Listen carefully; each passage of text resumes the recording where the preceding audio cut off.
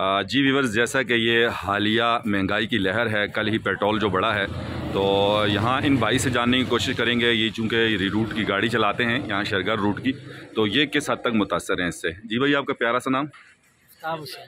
आफ्ताब, क्या कहेंगे ये जो कल ही पेट्रोल बढ़ा है उसके बाद से आपके लिए क्या क्या मुश्किलात थी? हमारे लिए तो मुश्किलात बहुत ज़्यादा बढ़ गई हैं जी। हमारे लिए क्या, हर किसी के लिए पेट्रोल इतना महंगा हो गया, 35 रुपये। उसके हिसाब से ज़ाहिर हमें किराया बढ़ाना पड़ा, 10 रुपये स्टाफ हमने बढ़ाया है किराया। तो आगे अवाम जो है वो बड़ा मसला है, किराया लेने में हमें बड़ा मसला है। इसी तरह गाड़ी का मेंटेनेंस है वो भी, और बाकी मामलात देखें आप, वो भी इतने मुतासर हुए हैं। अब क्या करें अवाम? अब ये कह रहे हैं कि यकम को और महंगा करेंगे। अभी पता नहीं चलता है, सुबह उठो कुछ और होता है, रात को कुछ और होता है। बड़े मसाइल हैं भाई। अच्छा आफ्ताब, आपकी दिन भर की मजदूरी कितनी हो जाती है? कितना कुछ आप कमा लेते हैं? जो आपकी मतलब बचत होती है उसकी बात कर रहा हूँ। बचत तो हमारी, अगर एक फेरा 2 फेर लगते हैं तो 500-400 ये हमारी बचत होती है। इसमें हम खाएँ पिएँ क्या?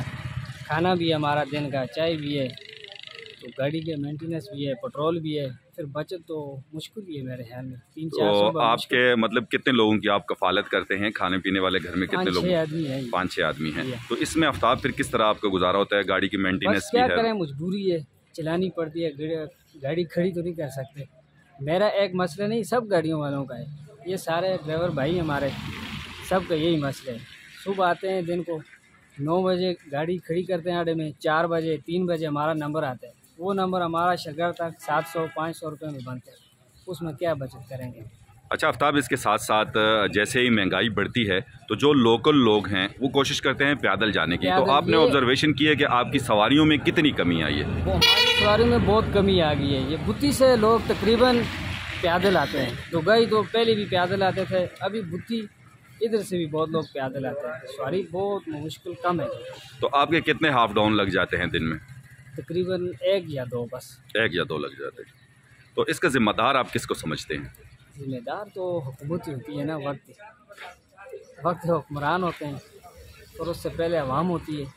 अवाम चुनते ही ऐसे लोगों के हैं, वो मुसल्लत होते हैं, फिर बाद में कहते हैं हाय हाय। जब वोट की बारी आती है तो वो अच्छे बुरे को देखते नहीं। उनको देखना चाहिए कि अच्छे बुरे को वोट किसको देना है हमारे। तो आप इसका हल क्या समझते हैं? इसका हल सिर्फ जमात इस्लामी।